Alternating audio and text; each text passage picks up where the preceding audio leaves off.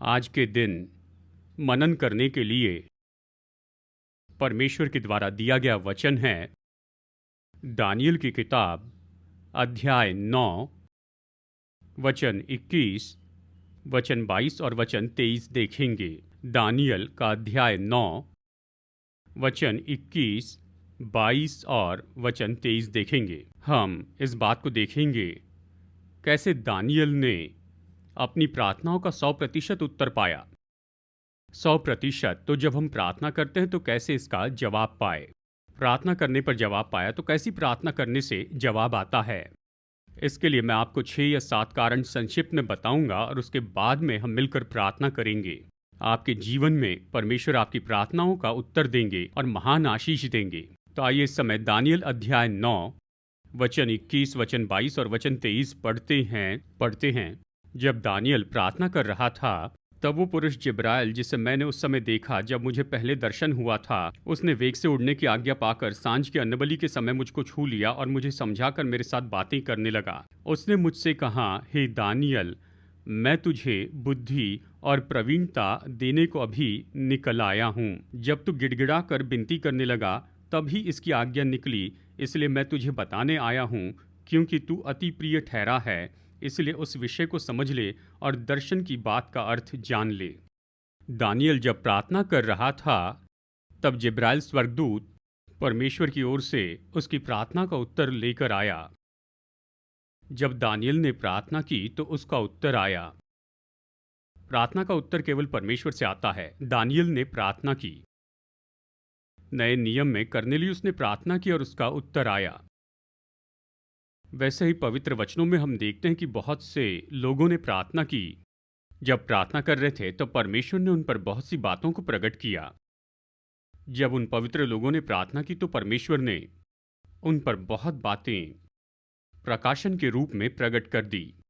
हमें परमेश्वर की उपस्थिति में निश्चय प्रार्थना करनी चाहिए। हमारे जीवन में प्रार्थना तो सबसे महत्वपूर्ण होती है। परमेश्वर का वचन पढ़ना, प्रार्थना करना, आराधना करना, पवित्र लोगों के साथ में संगति रखना। हमारी कलीसिया में जो संगति है शैतान उसे पसंद नहीं करता है। अच्छी संगति, अच्छी एकता, आत्मिक सच्चाई जानना, आत्मा में आराधना करना, ये करने की शैतान हमें अनुमति नहीं देना चाहता। वो हमेशा इसका विरोध करता है। हमेशा शैतान तो हमारी प्रार्थना के विरुद्ध में होता है, लेकिन हमें उस पर जय पानी है। कम से कम हर एक दिन मसीह विश्वासी भाइयों और बहनों को घुटने टेक कर प्रार्थना करनी चाहिए। और ये तो कम से कम है 1 आवर घुटने टेक कर। जो घुटने टेक कर प्रार्थना नहीं कर सकते हैं तो 1 घंटा चलकर स्तुति करते जाएं, प्रार्थना करें। हमें निश्चय प्रार्थना करनी चाहिए, इसे नहीं भूलना है। और वैसे ही कम से कम 1 घंटा तक परमेश्वर का वचन पढ़कर उस पर मनन करना जरूरी है। कम से कम 1 घंटा, ये तो कम से कम है। जैसे कि मिनिमम मार्क्स 35 मार्क्स होने चाहिए, उसके ऊपर जितने चाहिए आप ले सकते हैं। यानी ये तो आपके जीवन की परीक्षा के ऊपर आधारित है। अगर आप प्रार्थना करेंगे केवल तभी उत्तर पाएंगे। अगर आप प्रार्थना नहीं करेंगे तो उत्तर कैसे मिलेंगे? प्रार्थना नहीं करेंगे तो हमें दूसरों से ही पूछना होगा। हमें ऐसे मनुष्य को ढूंढना होगा कि कौन है जिसकी प्रार्थना का उत्तर मिलता है। ये सब क्यों? क्या हम प्रार्थना नहीं कर सकते? क्या हमें प्रार्थना करना जरूरी नहीं है? क्या परमेश्वर की उपस्थिति में नहीं रहना चाहिए? सोचिए। खैर ये छोड़िए, हम कैसे प्रार्थना करके उत्तर पा सकते हैं। सबसे पहले देखिए, पहला यूहन्ना 5 और वचन 14 पढ़ते हैं। पहला यूहन्ना अध्याय 5 से वचन 14 यहाँ पर आइए एक साथ पढ़ते हैं। और हमें उसके सामने जो हियाव होता है वो ये है कि यदि हम उसकी इच्छा के अनुसार कुछ मांगते हैं तो वो हमारी सुनता है। आइए फिर से पढ़ते हैं। और हमें उसके सामने जो हियाव होता है वो ये है कि यदि हम उसकी इच्छा के अनुसार कुछ मांगते हैं तो हमारी सुनता है। यानी यदि हम उसकी इच्छा के अनुसार कुछ मांगते हैं तो वो हमारी सुनता है। उसकी इच्छा के अनुसार, गौर से सुनिए, परमेश्वर अपनी इच्छा अपने संतानों पर प्रकट करते हैं। जैसे मैंने कहा, परमेश्वर ने अपनी इच्छा से हमारे शरीर के ये सारे अंग बनाए हैं। परमेश्वर की इच्छा जानना ही बुद्धिमानी है। पौलुस इसके बारे में कहता है कि परमेश्वर की इच्छा को जानने में बढ़ना है। अगर हमें परमेश्वर की इच्छा जानने की बुद्धि है तो परमेश्वर जो काम करने वाले हैं उसके बारे में परमेश्वर हमें पहले ही बताएंगे और हमारी मदद करेंगे कि प्रार्थना के द्वारा हम उसे पाएं।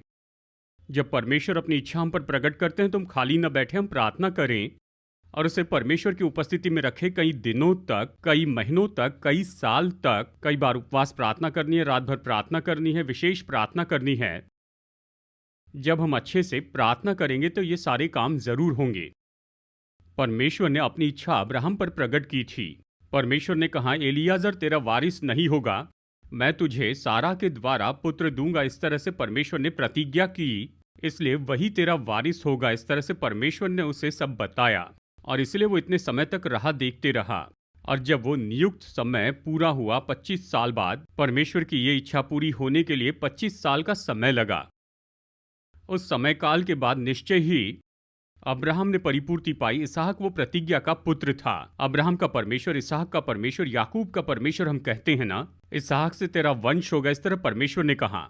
और इसीलिए तो उसने वहां परमेश्वर के लिए बलिदान किया, वेदी बनाई, परमेश्वर की महिमा की, जब तक कि प्रतिज्ञा पूरी ना हो। कई बार हम उसकी इच्छा नहीं समझ सकते हैं, कई बार हम उसे नहीं जानते। हम नहीं कह सकते कि वो अपनी पूरी इच्छा प्रकट करेंगे, तो हमें उसे परेशान नहीं करना है। ऐसी ही मुश्किल परिस्थिति के समय परमेश्वर की इच्छा पूरी करने के लिए आप उससे प्रार्थना कीजिए, तो उस प्रार्थना का उत्तर आप पाएंगे और महान काम कर पाएंगे। परमेश्वर क्या कहते हैं, उसकी इच्छा क्या है, इस बात को हमें ध्यान से सुनना जरूरी है। इसके बजाय कि हम जाकर परमेश्वर को अपनी लिस्ट दे, जैसे दुकान में जाकर हम देते हैं, हमें परमेश्वर ने दी हुई लिस्ट लेनी चाहिए। उस लिस्ट के अनुसार हमें काम करना है कि तुम इसे बदलो, इसके लिए प्रार्थना करो, इस तरह तुम्हें इतने समय प्रार्थना करनी है, कैसे भवन में जाना है, कैसे उपवास प्रार्थना में जुड़ना है, इस तरह से तुम करना। इस तरह से परमेश्वर को अपनी इच्छा बताने दीजिए। इसलिए वचन कहता है उसकी इच्छा को जानना है। जब उसकी इच्छा के अनुसार प्रार्थना करेंगे तो 100% उत्तर तो जरूर ही मिलेगा। ताली बजाइए, उत्तर आएगा उसकी इच्छा से। इसलिए जब आप उसकी इच्छा के अनुसार प्रार्थना करेंगे तो 100% उत्तर जरूर मिलेगा। हम उसकी इच्छा के बिल्कुल अपोजिट में ही प्रार्थना करते हैं। कुछ देखा तो कहेंगे मुझे चाहिए, जो कुछ देखा मुझे चाहिए। कोई घर देखा तो मुझे ऐसे ही घर चाहिए, कोई कार देखी तो ऐसी ही कार मुझे चाहिए, किसी लड़की को देखा तो उस लड़की के जैसे चाहिए। हाँ, ऐसे ही है ना। राहेल को देखा तो राहेल चाहिए, जो देखा वही चाहिए। इसकी पनिशमेंट यही थी कि लिया मिली और 7 साल तक उससे भेड़ चराई। जाओ, 17 साल तक भेड़ें चराने के बाद में वो राहेल से शादी कर पाया।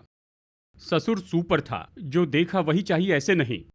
देखिए, ये तो सामान्य रूप में कह रहा हूं। सभी विषयों में हमारे जीवन में परमेश्वर की इच्छा क्या है ये जानना है। हमारी पढ़ाई में परमेश्वर की इच्छा क्या है, इस कलीसिया में परमेश्वर ने हमें क्यों रखा है, मेरे उद्धार का उद्देश्य क्या है, मेरे इस अभिषेक का उद्देश्य क्या है, मेरे पढ़ाई के पीछे उद्देश्य क्या है, हमें पति और पत्नी के रूप में जोड़ा, इसके पीछे उद्देश्य क्या है।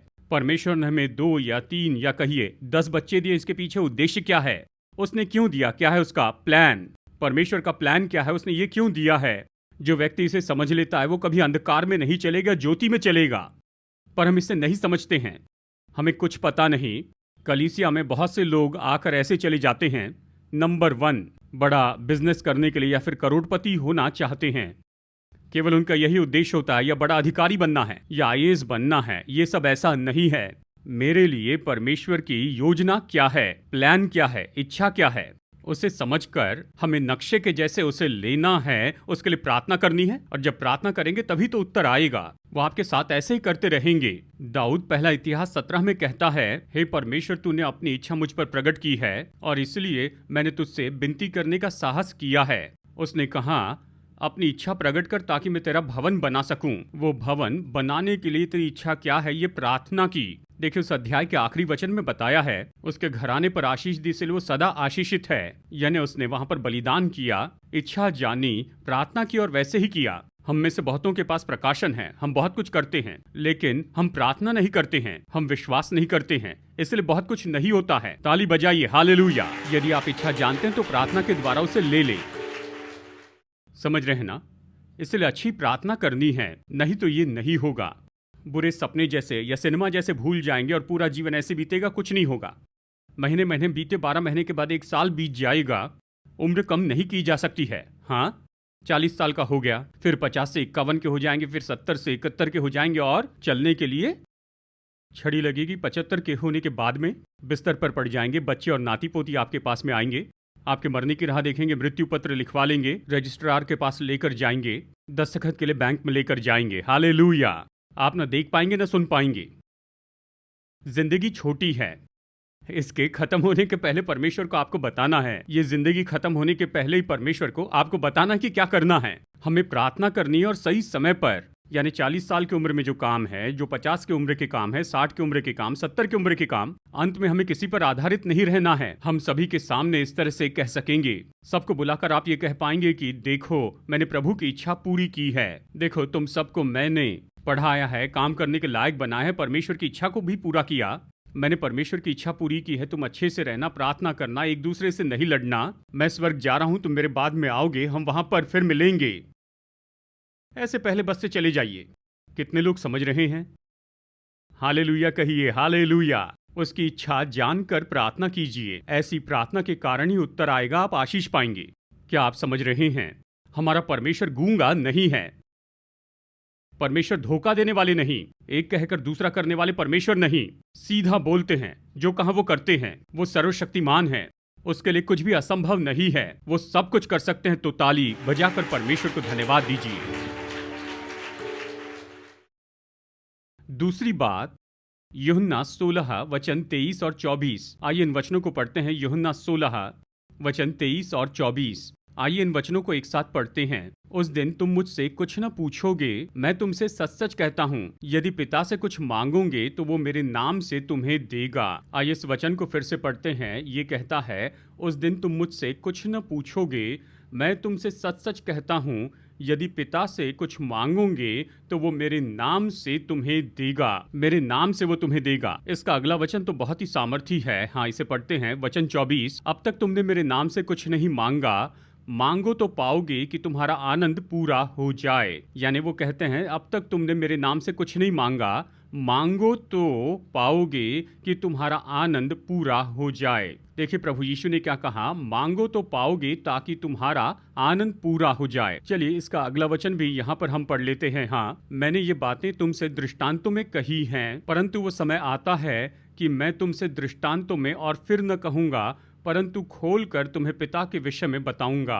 क्या कहता है? खोलकर तुम्हें पिता के विषय बताऊंगा। देखिए यहाँ पर हमें यीशु के नाम में प्रार्थना करनी है। इस तरह से यीशु कह रहे हैं, मेरे नाम से तुम मांगोगे, तुम मेरे नाम से मांगोगे तो मैं तुम्हें दूंगा। हालेलुया कहिए, हालेलुया। इसका मतलब पिता इसे करेंगे। यहाँ पर एक और वचन है कि यदि हम यीशु से मांगेंगे तो यीशु पिता से मांगेंगे। जब हम प्रार्थना करते हैं ना कि यीशु के नाम में, जब पिता से हम प्रार्थना करते हैं, जब हम प्रार्थना करते हैं तो यीशु पिता से विनती करते हैं। ऐसे वचन है, उस दिन तुम मेरे नाम से मांगोगे और मैं तुमसे ये नहीं कहता कि मैं तुम्हारे लिए पिता से विनती करूंगा। फिर पढ़ते हैं, उस दिन तुम मेरे नाम से मांगोगे और मैं तुमसे ये नहीं कहता कि मैं तुम्हारे लिए पिता से विनती करूंगा। समझ रहे, ये बड़ा सत्य है। उस दिन तुम मेरे नाम से कुछ नहीं मांगोगे। देखिए किसके नाम से? यीशु इस तरह से कहेंगे। देखिए यही तो उसका नाम है। जब आप इस तरह से यीशु से प्रार्थना करके मांगेंगे, मैं तुमसे ये नहीं कहता कि मैं तुम्हारे लिए पिता से विनती करूंगा। सरल शब्दों में अगर तुम मुझसे प्रार्थना करोगे तो मैं पिता से विनती करूंगा। ये इतना सरल है। और इसलिए अगर हमें कुछ पता नहीं तो बस यीशु से मांगिए। जब प्रभु यीशु देंगे तो बहुत महान देंगे। जब हम यीशु के नाम में पिता से मांगते हैं, यहाँ पर यह कहते कि जब तुम मांगोगे तो मैं पिता से विनती करूंगा और पिता तुम्हें देंगे। हमें बस यीशु को पुकारना है, यीशु पिता से विनती करेंगे। हालेलुया कहिए। जब भी आपको कुछ चाहिए तो आपको यीशु से मांगना है। हमें किससे मांगना है? बहुत से लोग किससे मांगते हैं, यानी एक पैर यहाँ रखते हैं और दूसरा पैर वहां पर रखते हैं। दुचित्ते मन के हैं। हाँ, वो सभी मनुष्यों की सुनते रहते हैं, चाहे कोई भी कुछ कहे वो वही करते हैं, बस वैसे ही करते रहते हैं। हाँ, वो मैनेजर से बात करेंगे, वो किसी राइटर से बात करेंगे, अकाउंटेंट से बात करेंगे, मैनेजर के पास जाएंगे। इस तरह से कुछ लोग होते हैं। देखिए, सीधा जाकर किसी ऑफिसर से बात करने के पहले वो तो जाते समय सभी लोगों से कहते हैं, आप प्रार्थना कीजिए ना, आप जरा कुछ बात कीजिए, आप मुझे कुछ बताइए। इस तरह से सभी को गड़बड़ी में डालते हैं। बस हमें इतना समझना है कि हमें यीशु के नाम में प्रार्थना करनी है। आप प्रार्थना कीजिए, आपकी प्रार्थनाएं बदल जाए। अगर आप अलग तरह से प्रार्थना करते हैं तो उसे बदल दीजिए। विश्वासियों को केवल प्रभु यीशु मसीह के नाम में प्रार्थना करनी है और किसी नाम में प्रार्थना नहीं करनी है। हालेलुया कहिए, हालेलुया। और तीसरा है यूहन्ना 15:7। यूहन्ना 15:7 आइए पढ़ते हैं। यूहन्ना 15:7 आइए एक साथ पढ़ते हैं। यदि तुम मुझ में बने रहो और मेरी बातें तुम में बनी रहें तो जो चाहो मांगो और वो तुम्हारे लिए हो जाएगा। फिर पढ़ते हैं, यदि तुम मुझ में बने रहो और मेरी बातें तुम में बनी रहे तो जो चाहो मांगो वो तुम्हारे लिए हो जाएगा। पहले हमें परमेश्वर के पास आना है। जब हम उसके वचन में बने रहते हैं तो हम जो मांगते हैं पाते हैं। उसके वचन में बने रहना। आप कितने संदेश सुनते हैं? कितने संदेश सुनते हैं? क्या आपको एक संदेश याद है? पिछले रविवार क्या कहा था? क्या इस रविवार आपको याद है? आज का संदेश कल याद रहेगा क्या? आज का इस संदेश क्या आपको अगले हफ्ते तक याद रहेगा? हम प्रचार करते रहते हैं। देखिए, हम तो प्रचारक हैं। हम और क्या करते हैं? प्रचार करते हैं। हम प्रचार करते हैं, आप उसे लिख लेते हैं, उसके बाद में भूल जाते हैं। बच्चे स्कूल में जाकर नोट्स लिखते हैं, जो कुछ भी टीचर सिखाते हैं, लेकिन जब क्वेश्चन पेपर आता है तो उन्हें कुछ पता नहीं। वो बस सुनते चले जाते हैं, पर कुछ याद नहीं रहता परीक्षा के समय में, क्योंकि रिवीजन नहीं की है। रिवीजन नहीं करते इसलिए ये बात दिमाग में नहीं उतरती। वो सब बस सुनते हैं लेकिन उनके दिल में कुछ नहीं उतरता। अगर मैं आपको 7 पॉइंट बताऊं तो कम से कम 1 पॉइंट दिल में उतरना चाहिए। इसे याद रख के जब आप प्रार्थना करेंगे, पिछले साल 2023 में आप सब लोग चर्च में आए। पिछले साल मैंने आपको जो भी बताया, इतना सत्य बताया, केवल एक। क्या एक सत्य आपके पास आया? क्या ऐसा कुछ हुआ कि उसने आपका एक गुण बदल दिया, आपका एक चरित्र बदला? हाँ? या आपने प्रार्थना करनी सीखी या उपवास करना सीखा? क्या आपका क्रोध कम हुआ? प्रभु के एक जन ने मुझसे कहा था, एक आदमी ने क्रोध से छुटकारा पाने के लिए 40 दिन उपवास किया। उपवास के बाद में घर में आए। पत्नी ने पूछा, अभी से आप क्रोध तो नहीं करेंगे ना? हाँ, मैं अभी से क्रोध नहीं करूंगा। फिर से पूछा, आप क्रोध तो नहीं करेंगे ना? तीसरी बार पूछा, अभी तो क्रोध नहीं करेंगे ना? 7वीं बार पूछा तो कहा, बताया ना? कितनी बार बताऊं तुम्हें? कितनी बार? वो क्रोधित हो गया था। इसी बात के लिए उसने 40 दिन उपवास किया था। उपवास से क्रोध नहीं जाता। आपको क्रोधित करने वाले लोग तो आपके ही घर में हैं, पर आपको सहते जाना है, शांत रहना है और मुंह बंद रखना है, नहीं बोलना है। इस तरह क्रोध जाता है, उपवास करने से नहीं जाता। क्रोधित होने के बाद पत्नी पूछती है, क्रोध चला गया ना? क्रोध चला गया ना? वही हमेशा क्रोधित करती थी। पति बदल जाए। देखिए, पत्नी हमेशा उसे क्रोधित करते रहती थी। इसे उसे सहना था। हालेलुया कहिए, हालेलुया। हाँ, क्या ये काफी है? ये बात आपके हृदय में बनी रहेगी? चाहे कोई भी क्रोधित करने की कोशिश करे, मैं मुस्कुराऊंगा, कितने भी बार कर लें। खाना खा लिया क्या? यानी फोन पर पहले पूछ लिया था, आपने खाना खा लिया क्या? कुछ समय के बाद फिर से पूछा, खाना खा लिया? हाँ, तीसरी बार फिर से पूछा। तीसरी बार चाहे किसी भाई से या किसी बहन से पूछ लिया, खाना खा लिया? तो ये कहेंगे, हाँ, शायद हम नहीं जानते कि पूछते पूछते वो भूल गए होंगे। हालेलुया कहिए। ठीक है, चौथी बात, पहला यूहन्ना 3:22 में जो भी हम प्रार्थना करके मांगते हैं, हमारी प्रार्थनाओं का 100% उत्तर मिलता है। देखिए, पहला यूहन्ना 3:22 में जो भी उसे भाता है। देखिए इस वचन को आइए एक साथ मिलकर पढ़ते हैं। और जो कुछ हम मांगते हैं वो हमें उससे मिलता है, क्योंकि हम उसकी आज्ञाओं को मानते हैं और जो उसे भाता है वही करते हैं। फिर पढ़ते हैं, और जो कुछ हम मांगते हैं वो हमें उससे मिलता है, क्योंकि हम उसकी आज्ञाओं को मानते हैं और जो उसे भाता है वही करते हैं। यदि हम ऐसा मांगते हैं, ऐसा नहीं कि जो साड़ी हमें पसंद है, जो पैंट हमें पसंद है, या हमारा पसंदीदा खाना। क्या आपने कभी पूछा, प्रभु आपको क्या पसंद है? हाँ, पिता आपको क्या पसंद है? मैं क्या भोजन करूं, कौन से ड्रेस पहनूं, क्या बातें करूं? क्या आपने पूछा, पिता आपको क्या पसंद है? उसे जो पसंद है, अगर कोई भी स्त्री या पुरुष उसे करें, जो कुछ भी प्रभु को भाता है। बेटा पिता की मर्जी से अगर बाल कटवाए तो पिता उसे जो चाहे वो देंगे। पिता ने कहे अनुसार पैंट शर्ट पहने तो उसे जो चाहिए पिता देंगे। हाँ, माता पिता जो कुछ भी कहते उसके अनुसार मानते हैं। तुम बाहर कहीं नहीं जाना, घर में रहना, तो वो जो मांगे उसे देंगे, वो उनका प्रिय होगा। हाँ, यीशु के बारे में पिता ने कहा, ये मेरा अति प्रिय है, ये मेरा इकलौता पुत्र है, ये मेरा अति प्रिय है। देखिए, परमेश्वर पिता ने प्रभु यीशु मसीह के बारे में कहा कि ये मेरा प्रिय पुत्र है, इसलिए उसकी प्रार्थनाओं का उत्तर दिया। हमारे जीवन में अगर हम ऐसे काम करना सीख ले जो कि परमेश्वर को भाता है, तो घुटने टेक कर प्रार्थना करने के पहले ही, यीशु को पुकारते ही उत्तर आएगा। ताली बजाकर कहें हालेलुया। पांचवी बात मत्ती 21 और 22 में, आइए इसे पढ़ते हैं। मत्ती 21 वचन 22 में आइए यहाँ पर पढ़ते हैं, और जो कुछ तुम प्रार्थना में विश्वास से मांगो वो सब तुमको मिलेगा। फिर पढ़ते हैं, और जो कुछ तुम प्रार्थना में विश्वास से मांगो वो सब तुमको मिलेगा। हालेलुया। विश्वास से मांगिए, विश्वास से प्रार्थना कीजिए, परमेश्वर उसे जरूर देंगे। वो प्रार्थना 100% उसका उत्तर मिलेगा जो विश्वास से की गई है। ऐसी प्रार्थनाओं का परमेश्वर उत्तर देंगे। ऐसी प्रार्थना से परमेश्वर काम करेंगे। परमेश्वर आपकी प्रार्थनाओं का उत्तर देंगे, उसमें इतनी सामर्थ है। मैं आपसे सच कहता हूं, अगर हम में विश्वास है तो निश्चय ही प्रार्थना का उत्तर आएगा। फिर छठवीं बात, मत्ती 18:19 में प्रार्थना का 100% उत्तर आएगा। मत्ती अध्याय 18 वचन 19, आइए एक साथ मिलकर पढ़ते हैं। फिर मैं तुमसे कहता हूं, यदि तुम में से 2 जन पृथ्वी पर किसी बात के लिए जिससे वे मांगे एक मन के हो, तो वो मेरे पिता की ओर से जो स्वर्ग में है उनके लिए हो जाएगी। फिर पढ़ते, मैं तुमसे फिर कहता हूं, यदि तुम में से 2 जन पृथ्वी पर किसी बात के लिए जिसे वे मांगे एक मन के हो, वो मेरे पिता की ओर से जो स्वर्ग में है उनके लिए हो जाएगी। देखिए, स्वयं यीशु कह रहे हैं, इस पृथ्वी पर अगर 2 लोग एक मन होकर किसी बात के लिए प्रार्थना करेंगे, एक मन होकर 2 लोग किसी काम के लिए, पृथ्वी पर 2 लोग अगर प्रार्थना करें, बाइबल में यशा भविष्यवक्ता या यहजकेल भविष्यवक्ता ने एक मन होकर प्रार्थना की थी। पौलुस और सिलास ने एक चित होकर प्रार्थना की थी। क्या आप समझ रहे हैं? एकता। देखिए, पति और पत्नी किसी बात के लिए एक चित होकर प्रार्थना करेंगे, उपवास करके प्रार्थना करेंगे। हाँ, माता पिता और बच्चे एक साथ प्रार्थना करेंगे। आपके मित्रगण या कहिए आत्मिक मित्रगण। हाँ, आत्मिक मित्र मतलब वो नहीं जिनसे आप शादी के पहले प्रेम करते थे, जिसके लिए आप प्रार्थना करते थे, प्रभु हमारी शादी कर ले, हम सेवकाई करेंगे। कई लोग प्रार्थना करते हैं, परमेश्वर मैं उससे प्रेम करता हूँ, अगर हमारी शादी हो जाए तो मैं चर्च बनाऊंगा और वहां पर पास्टर बन जाऊंगा। प्रभु कहेंगे तुम पास्टर मत बनो, तुम सब कुछ बर्बाद कर दोगे। ऐसी प्रार्थना नहीं। आत्मिक प्रार्थना में ये मिलावट नहीं होती। यहां तक कि कलीसिया में सभी लोग आपके साथ में सहमत नहीं होते हैं। कुछ लोग तो आपके साथ सहमत नहीं होते हैं। वो अच्छे बनकर आते तो हैं, पर वो अलग काम करते चले जाते हैं। देखिए, मित्र का मतलब यह है कि वो अच्छे मित्र हो आपकी जरूरत में। देखिए, कम से कम एक मित्र रखा होगा, जरूरत में उन्हें बताइए, वो आपके लिए प्रार्थना करेंगे। मैं आपसे कहता हूं, एक ऐसा मित्र होना चाहिए।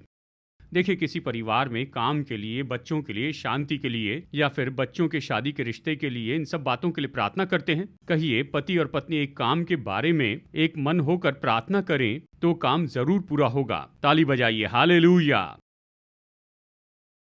इस पृथ्वी पर 2 लोग एकचित होकर प्रभु से कुछ मांगे तो उन्हें मिलेगा।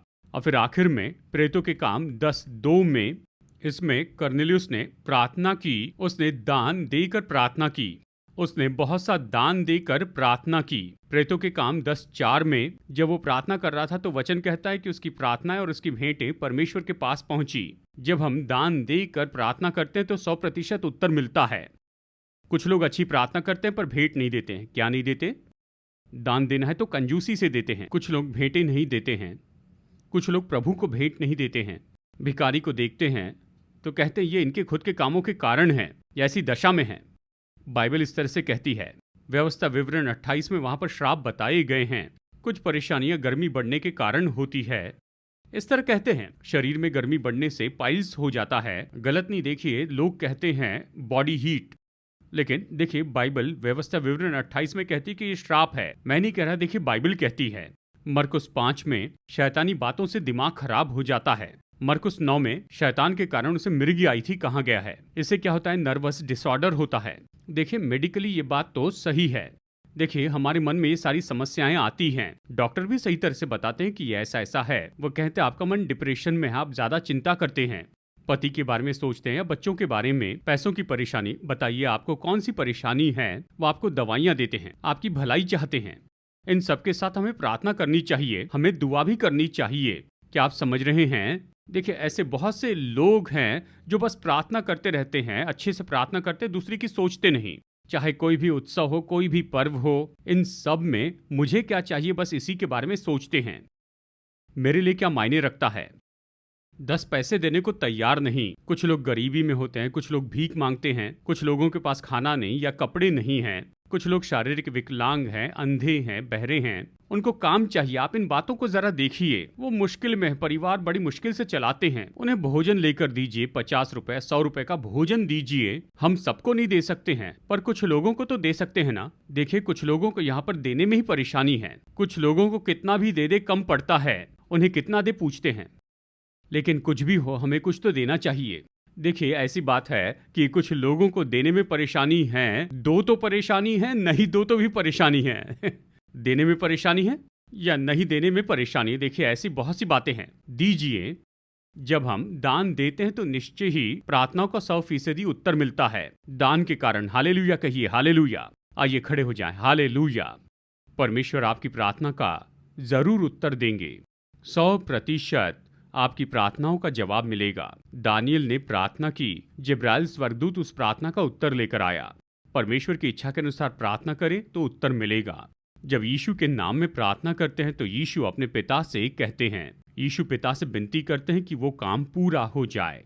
यदि परमेश्वर का वचन हमारे हृदय में बना रहे, उसका वचन हम में बना रहे, तो हम जो मांगे वो देंगे। शैतान हमेशा वचन चुराना चाहता है। वो कोशिश करता है कि आप चाहे कितनी भी बार सुन ले, ये वचन आपको याद ना आए। शैतान नहीं चाहता कि आप एक भी वचन को याद रखें, एक पॉइंट भी आप जीवन में याद न रख सके चाहता है। शैतान अनुमति नहीं देना चाहता, तो हमारे जीवन में हमें कैसे रहना है। इसी तरह से जो भी आप परमेश्वर से मांगेंगे वो करेंगे। यदि आप विश्वास से प्रार्थना करके मांगे तो, दो लोग एक मन होकर मांगे तो उन्हें निश्चय ही मिलेगा। दान देकर प्रार्थना करेंगे तो उत्तर आएगा। क्या आपको जीवन में बहुत कुछ चीजें चाहिए, बहुत सी समस्याएं हैं, आप पूछ रहे हैं कि मैं किसके पास में जाऊं? यीशु के पास सारे उत्तर है। उसी ने तो हमें सत्य बताया है। अपना जीवन परमेश्वर के सामने समर्पित कीजिए, प्रार्थना करना शुरू कीजिए। कुछ घंटों तक प्रार्थना करते रहिए। आपके जीवन में जो भी कमी है वो सब दूर हो जाएंगी। प्रार्थना का उत्तर आएगा। प्रार्थना के द्वारा प्रभु काम करेंगे, आपके जीवन की मुश्किलें दूर करेंगे। परमेश्वर का धार्मिकता का हाथ काम करेगा और जो न्याय आपको मिलना चाहिए वो न्याय आपको मिलेगा। परमेश्वर का हाथ तो आपके लिए निश्चय ही काम करेगा। ऐसी चीजें जो आपके पिता, आपके भाई या आपका पैसा नहीं कर सकता है, वो सब परमेश्वर आपके लिए करेंगे। आप में ज्ञान नहीं है, बुद्धि नहीं है, मुश्किल और तकलीफों में है,